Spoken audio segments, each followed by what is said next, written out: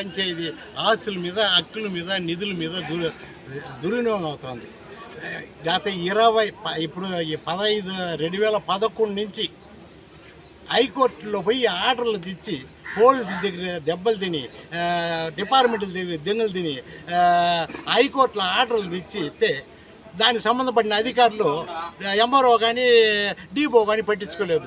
ఈరోజు వచ్చి పంచాయతీ ఆస్తులను కాపాడమని హైకోర్టు ఆర్డర్ ఇస్తే మందబైలు, రస్తా బర్మోకు, వాగు బర్మోకు ఇవన్నీ హైకోర్టు ఆర్డర్లో డిపోకి డైరెక్షన్ ఉంటే డిపో, సర్పంచ్, సెక్రటరీ అమ్మేస్తూ ఉన్నారు సార్ కాణిపాక గ్రామ పంచాయతీని. ఈరోజు వచ్చి కాణిపాక గ్రామ పంచాయతీ ఆస్తులు, హక్కులు, నిధులు, టోల్గేట్ మీద 100% ఆర్డర్ ఉంది. ఆర్డర్ని అమలు పరచలేదనేసి నేను రోజు మీడియా వాళ్ళ దగ్గర, కలెక్టర్ దగ్గర చుట్టి అలసైపోయినాను. నేను ఇప్పుడు కలెక్టర్ ఆర్డర్ ఇస్తే కలెక్టర్ మీద ఎండూరుముట్టి ఈఓ కంటెంప్ట్ చేస్తాడు.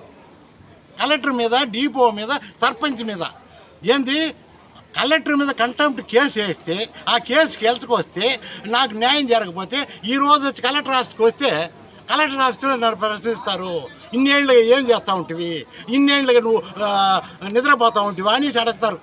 ఇది కలెక్టర్ మీద కంటెంప్ట్ చేస్తే, డిపో మీద కంటెంప్ట్ చేస్తే ఆ కేసు గెలుచుకొచ్చి కలెక్టర్కి ఇస్తే, డిపోకి ఇస్తే, సర్పంచ్కి ఇస్తే దాన్ని అమలు పరచకుండా ఇన్ని రోజులు నువ్వు ఏం చేస్తూ ఉంటివి, నిద్రపోతూ ఉంటివి అనేసి నన్ను క్వశ్చన్ వేస్తారు.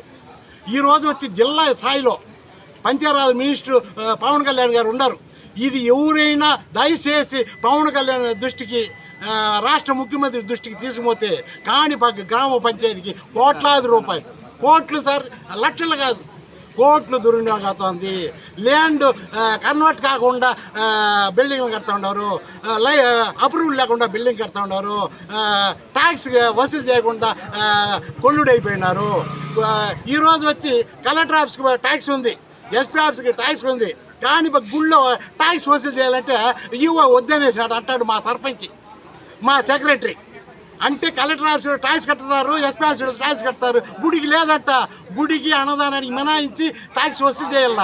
కోట్లాది రూపాయలు టెండర్ పెట్టి లాడ్జీలు, రూములు, అంగుళ్ళు పెట్టి కోట్లు సంపాదించుకుంటూ ఉంటే దేవుడు తింటా ఉన్నాడా? లేదు, దేవుడి పేరు చేసుకొని దోసుకొని తింటూ ఉన్నారు. దేవుడు తినడు. దేవునికి నేను మాజీ సర్పంచి, దేవునికి సేవ చేసినోడే.